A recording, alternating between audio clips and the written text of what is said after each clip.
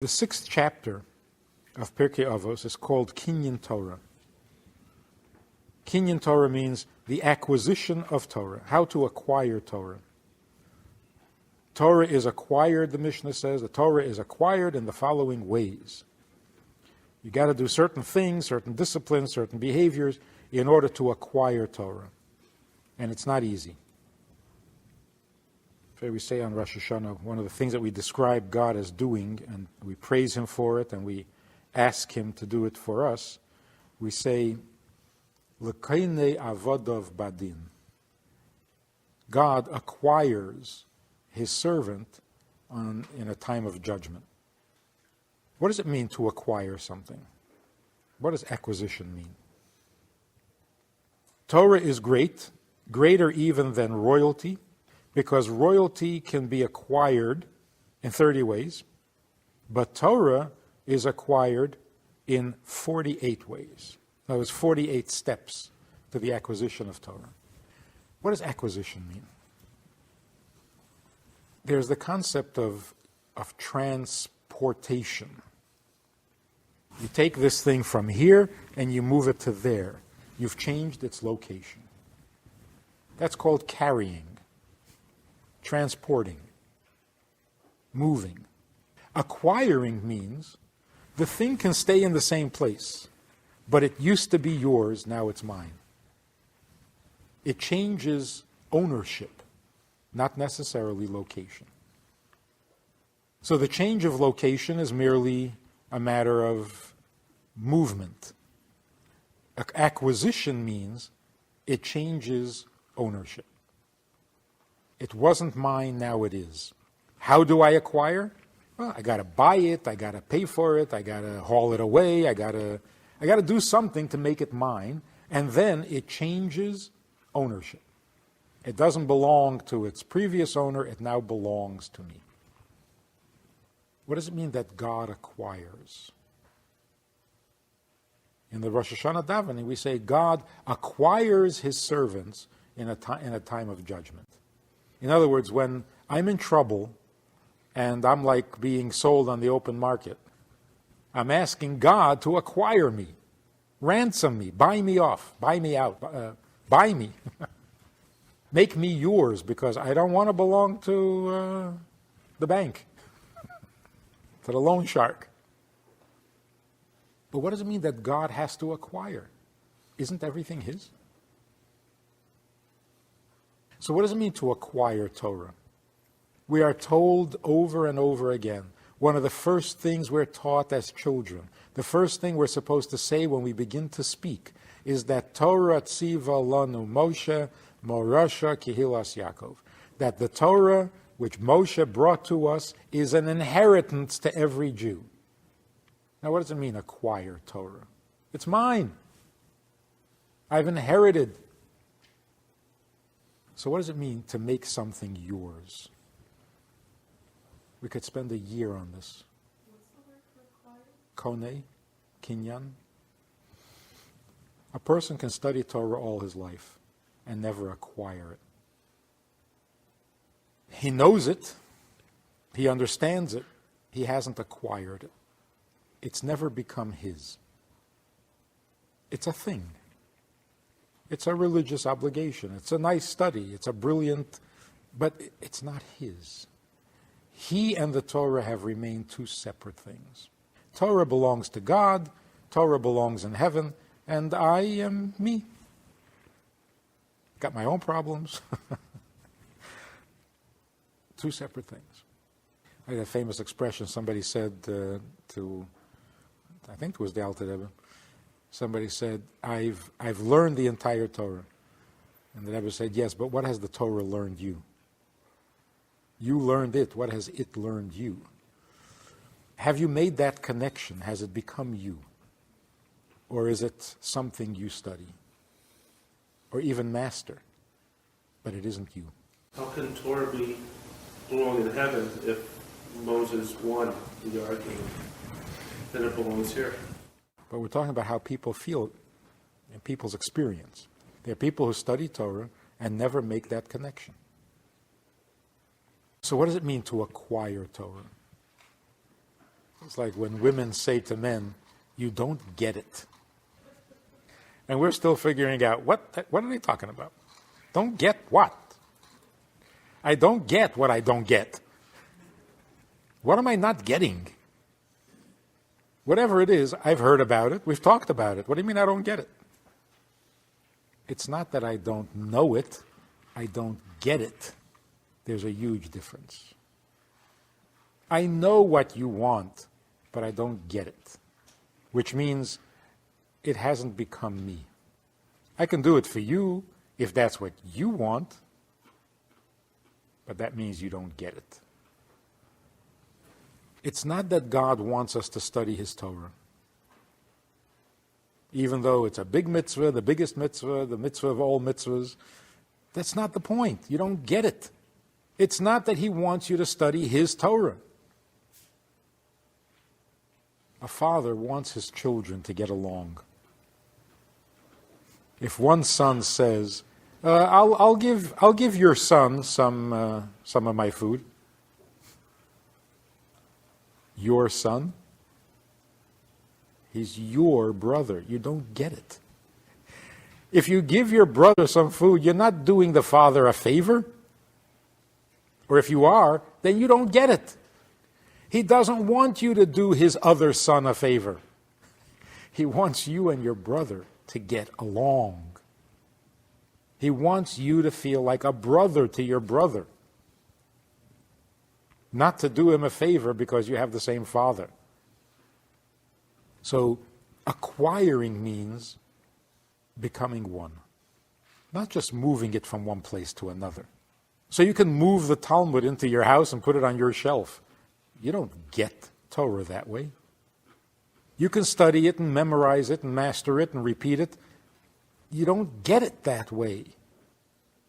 To acquire Torah means not just to move it from the shelf to your mind or from somebody else's shelf to your shelf. To get it means you become it. It's in your blood, it's in your nature, it's you. That's called acquiring Torah. It says royalty is acquired in 30 ways. You know, royalty can be acquired much easier than that. If you're the viceroy and the sultan dies, that's it. You've acquired royalty. No, you haven't. You can wear the clothes, you can walk the walk and talk the talk. You haven't become royalty. And those people who do wear the crown, but they haven't acquired royalty, those are the most dangerous, the most destructive, the most paranoid, the most evil people in history. They wore a crown and they knew that they had no royalty. And so they became paranoid. And they had to kill everybody in sight to prove how powerful they are.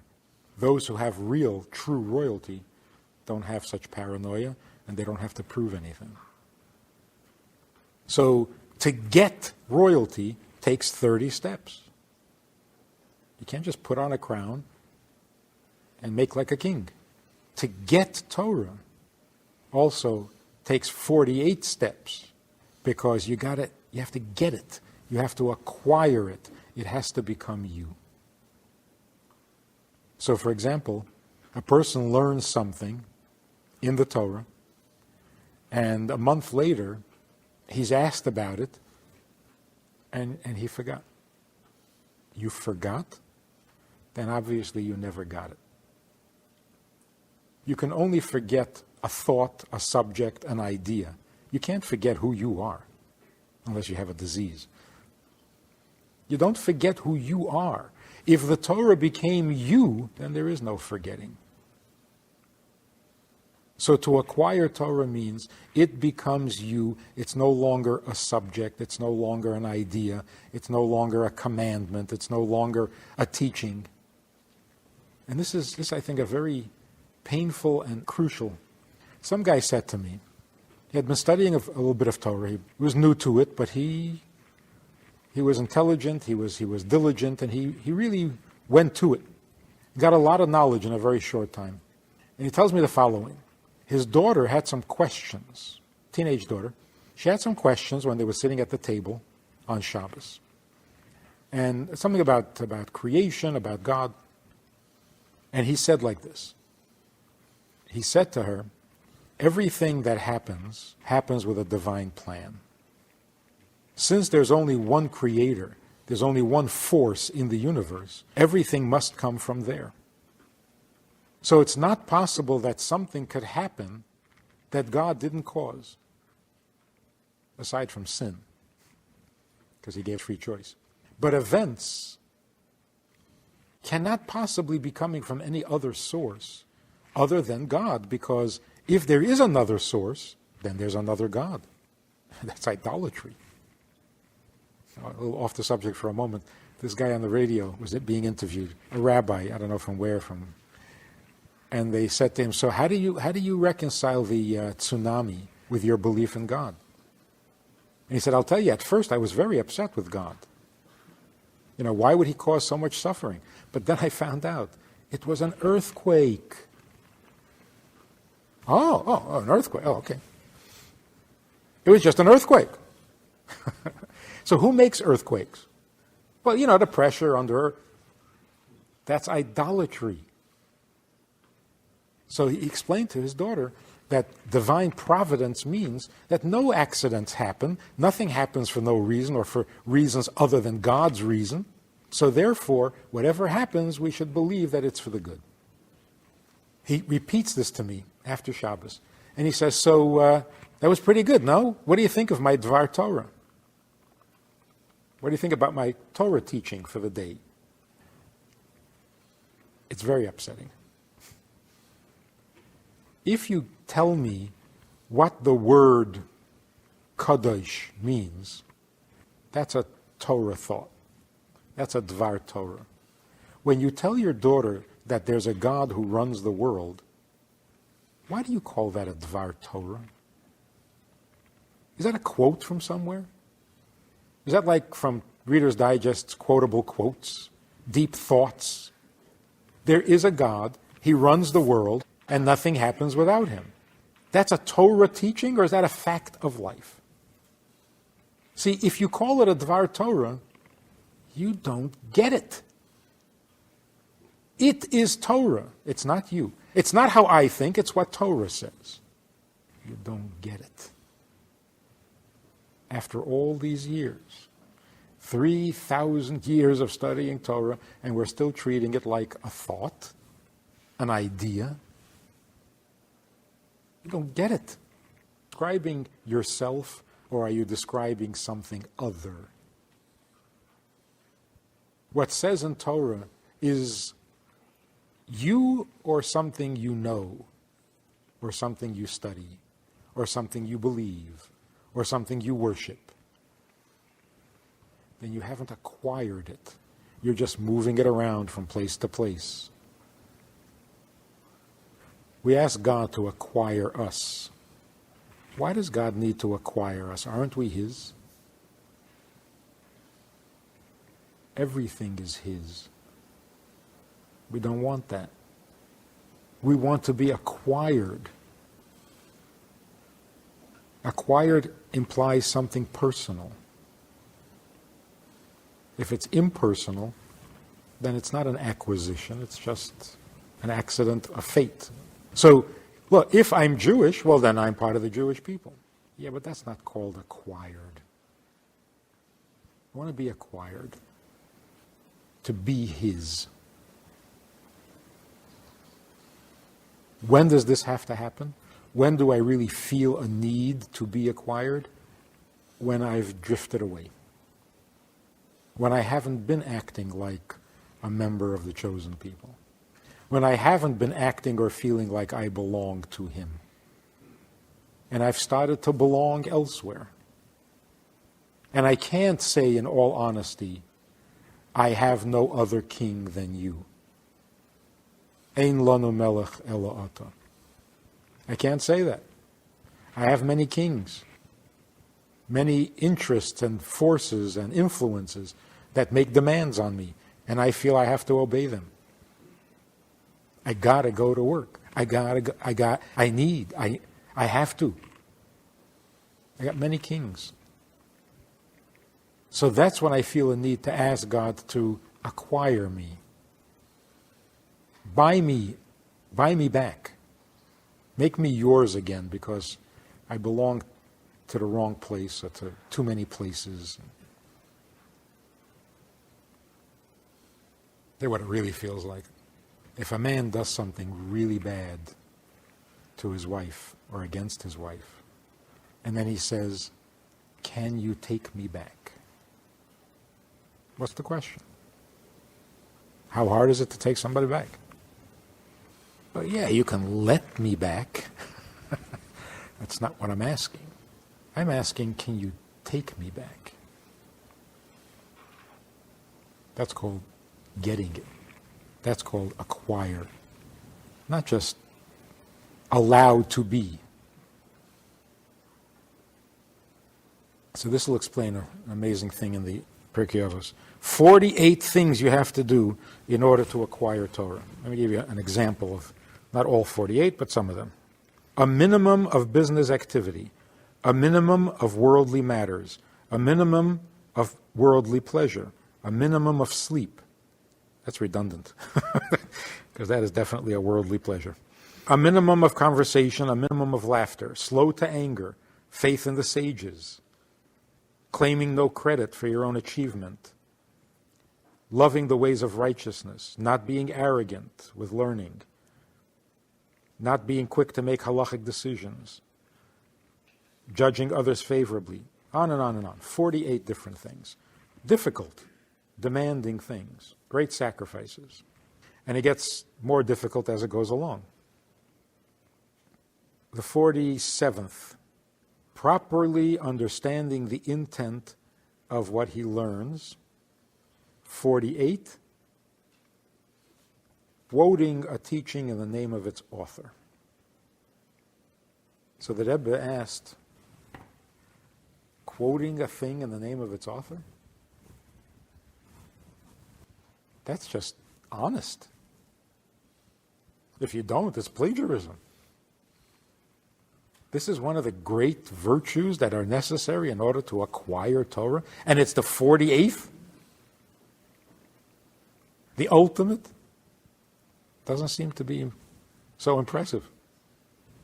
So the Rebbe says, quoting a thing in the name of its author doesn't mean quoting a teaching from one of the sages and mentioning the sage's name.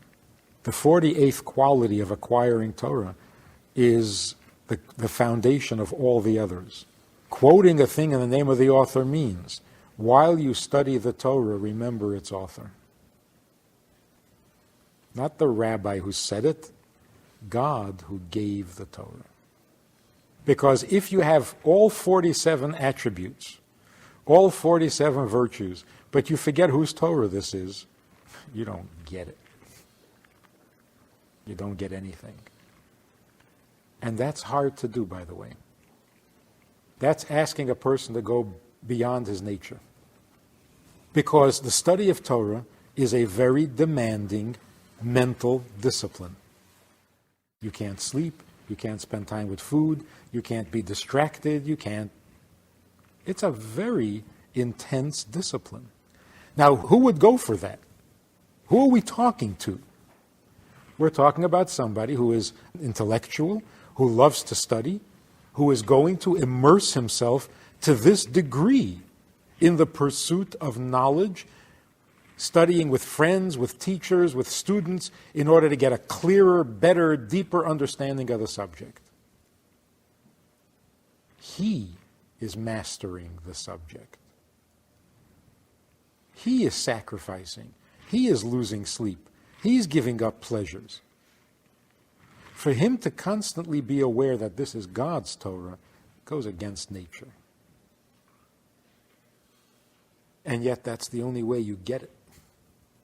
So we see here again that what the Mishnah is demanding is way beyond the letter of the law. By nature, a student studies because it's his subject. Even the Talmud says, where should a person begin the study of Torah? In the subject or topic that appeals to him. You have to have a feeling for it. If you like the legal stuff, study the Talmud. If you like the more spiritual stuff, study the Medrash. If you like the mystical stuff, study the Kabbalah, where your heart leads you. Why? Because that's your subject. Otherwise, you're not studying, you're merely reading. So to really study something means it's your subject. You have a feeling for it. You have an interest in it. It's the way your soul works. It's the way your brain works. And so you soak it up and you master it and you acquire it for yourself. You're the sage. You're the expert now. You're the maven. To always bear in mind that this is God's Torah, it goes against the nature. So are we only borrowing it then? No, we're becoming it. We're becoming God's Torah. See what I'm saying? So to really get it means you get it as God's Torah, not as yours. I mean, to put it really crassly, a person masters the Torah, memorizes the entire Talmud by heart, can explain every argument and every debate and but he doesn't keep Shabbos. He can tell you the laws of Shabbos, but he doesn't keep it. How did that happen? He studied his subject. He forgot that this is God's Torah. The person who studies the Talmud and the laws of Shabbos and cannot work on Shabbos anymore, he got it. What is the subject? You can say the subject is a debate between sages about what constitutes carrying. That's what the Mishnah is about. If you take this from here to there, is that considered carrying? Well, in a sense, but on the other hand, maybe not. That's what he studied. He forgot that God is trying to tell him how to keep Shabbos. That when you study the Mishnah about the laws of Shabbos, that's God's way of telling you how to do it and asking you to do it. That part he forgot. So, what does this have to do with Tanya? Interestingly, Tanya begins, or actually is based on, a verse in the Torah. And the entire 53 chapters of the Tanya are an answer to this fundamental question. The question is, how can the Torah say that serving God is natural to the Jew when in our experience it is not natural at all? To serve God means to love Him and to fear Him, and therefore do His commandments. It is not natural for a Jew to love God or to fear God. It's not natural for any human being, particularly Jews,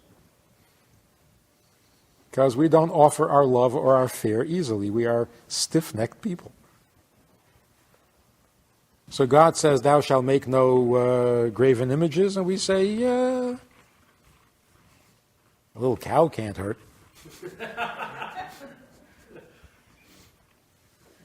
We're not easily intimidated, even by God. So to love and fear God is not natural.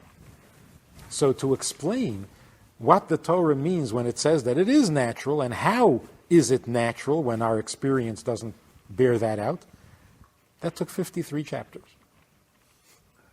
of revolutionary insight into who we are and what Torah is and so on, in order to show that it is in fact natural. But look at the question. Of all the topics in Judaism, this is what fascinated the Alter Rebbe. This is what he had to sit down and compose a response to this question. There are more profound questions. Most of the rabbis of his generation, when he asked them that question, they said, well, whatever. I mean, what is this, some kind of a scholarly debate?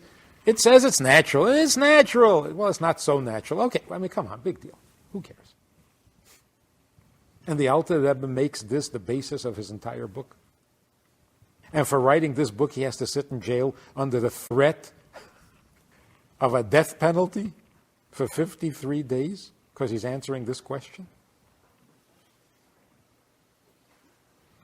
Where else in the Torah does the Torah say you have to get it? Speak to the children of Israel and tell them to put fringes in the corners of their garments. Okay. Speak to the children of Israel. Tell them, these are the sacrifices you bring on these occasions. Okay. Speak to the children of Israel. 6 days you work, 7th you rest. Okay. Where does it say anything about getting it? When do you and the Torah become one?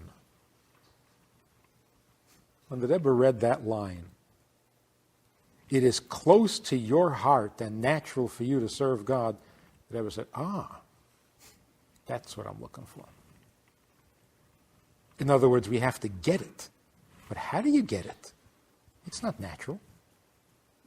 So to show you how to get it, for this the Rebbe was willing to die. To teach those who study Torah how to get the Torah, he was willing to die for that. Because if you don't get it, then what are we doing? The sages, most of them, in the times of the Alter Rebbe, had no idea what he was talking about. We get it. I read it from cover to cover. I got it. The Rebbe says, so it doesn't bother you that the Torah says it's natural to love God and you don't? So, well, I do a little. Come on, that's not a big problem. They didn't get it. And most schools today still don't get it. You memorized, you understood, you asked a good question, you gave a good answer. Talmud Chacham. Next. Pride and joy of the school and the community and blah, blah, blah. You don't get it. So how did the Baal Shem Tov introduce this notion without being too specific?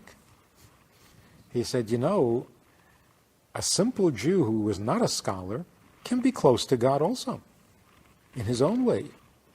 Hint, hint. In fact, the simple Jew can be closer to God in some ways than the scholar, because it could be that the scholar doesn't get it. And the simple Jew gets it. It had to come in stages. So the Baal Shem Tov introduced the notion. He didn't spell it out. He didn't break it down for you. You kind of had to feel your way. Yeah, he's onto something there. Yeah, there's something there. Yeah, these simple Jews, yeah, they're great. They're great. They didn't get it. The Alter Rebbe had to break it down for them. And he did that with this revolutionary question. Torah says it's natural, but it's not. Can you imagine a rabbi asking such a question? Doesn't that sound a little bit like heresy? Torah says it is. What do you mean it's not? It's not difficult to understand why there was such a resistance. It's not that anybody had anything to disagree with the Rebbe. You couldn't say the Rebbe is wrong. It was just like, where are you going with this? Why ask such questions? Let it be. Torah says it's natural. It's natural. Leave it alone. Don't stir up no trouble. Because once you start with it's not natural, where's that going to lead? Alter Rebbe said, I don't know where it's going to lead, but if we don't do this, then it's leading nowhere. Then you're not getting it. So what does it mean to get it? Torah says, by your nature, you are godly. You say, oh, good. What good? Have you looked at yourself? That's an answer to you, or does that present a question to you? So the Torah says, excuse me, but you are a very holy person. Doesn't that make you think like, you're talking to me? You're not talking to me, are you? Because I know myself. Don't call me holy, because I'm not. Oh, no, you are. Oh, okay, fine, I am. That's called not getting it.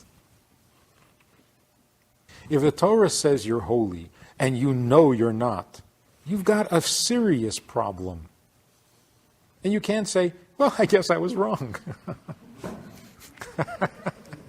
Because after all, Torah knows best. I mean, Torah says I'm holy, I guess I must be. No, you don't get it. You're not acquiring it. You're letting it be.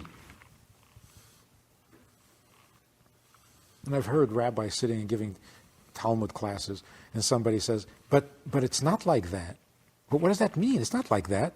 And the rabbi says, it's a Talmudic concept.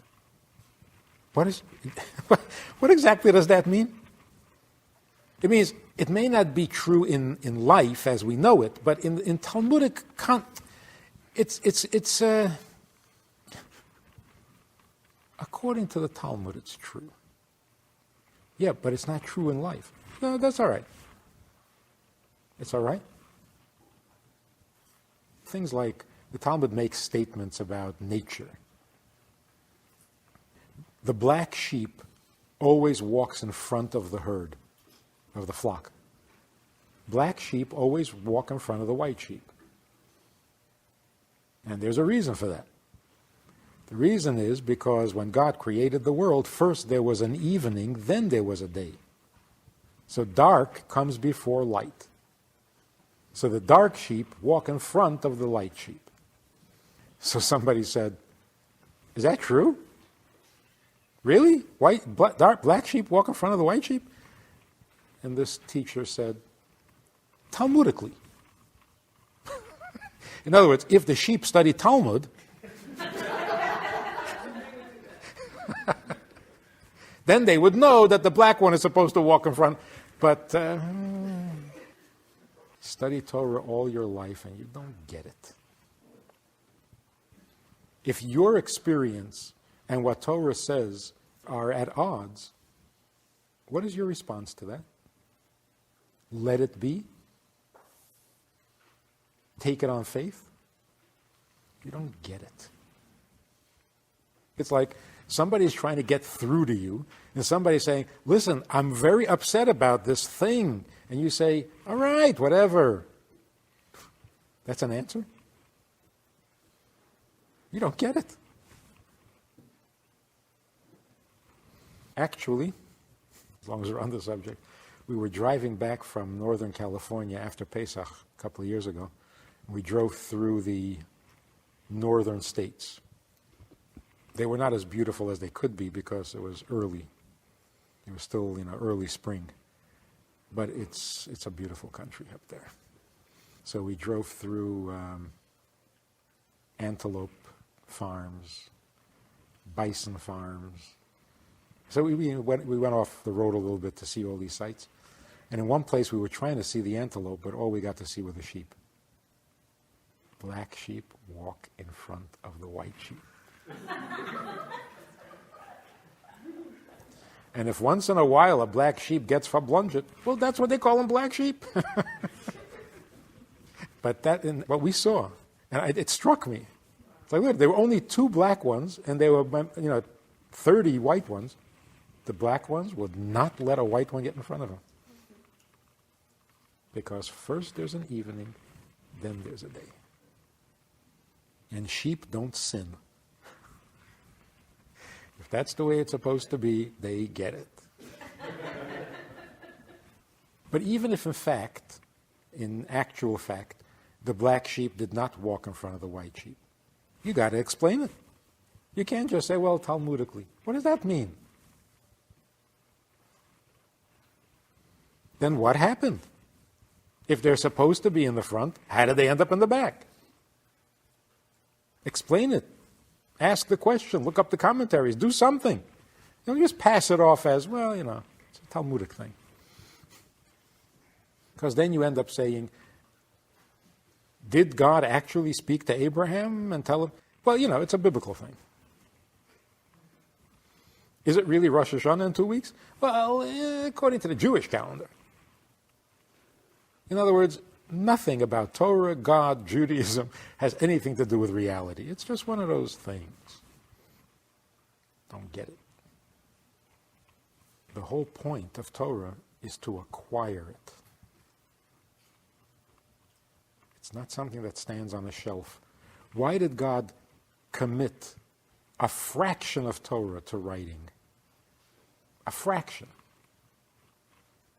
All the rest is oral, it's debatable, it's rabbinic, it's messy. Because if you write it all down, it'll just stand on the shelf and you'll never get it. It'll just be a book. And that's not the purpose of Torah. The purpose of Torah is to acquire it. You know what you got to do to acquire it? Not read it. 48 types of self-denial. You got to wrestle with the angel. Wrestle with your nature to get it. And it's possible because those before us have already wrestled with the big angels. They've already fought the major battles. Now we can get it. You got to go past the surface. You got to go past the natural inclinations. You got to go past the superficial assumptions. Get to it so that it can get to you. And that's what the Alter Rebbe broke through for us. That was the angel he wrestled with. Can we make God available? We have his Torah. Now can we have him? And that's why when the Rebbe sent his manuscripts to the Barditchever, the Barditchever Rebbe said, after reading it, he said, amazing. He put such a big God into such a little book. Tanya is not about Torah subjects. It's about getting him. For that, you had to wrestle with a whole new angel. Because that was never approved yet. So Yaakov wrestled with an angel so that there could be a chosen people on earth. Moses wrestled with an angel so that there could be Torah on earth. And the Alter Rebbe wrestled with an angel so that we could have God on earth. And that's why one God, one Torah, one people. Those are the three pillars. As the Zohar says, and this is probably what the Zohar meant, but would not explain it because it's Zohar. God, Torah, and Israel are all one. You get it? You don't get it? You're not a Kabbalist, but we're not going to explain it to you. The Alter Rebbe came along and said, okay, I'll explain it to you. We brought the people down, we brought the Torah down, now we have to bring God down, because you can't have one without the other. Now you get it?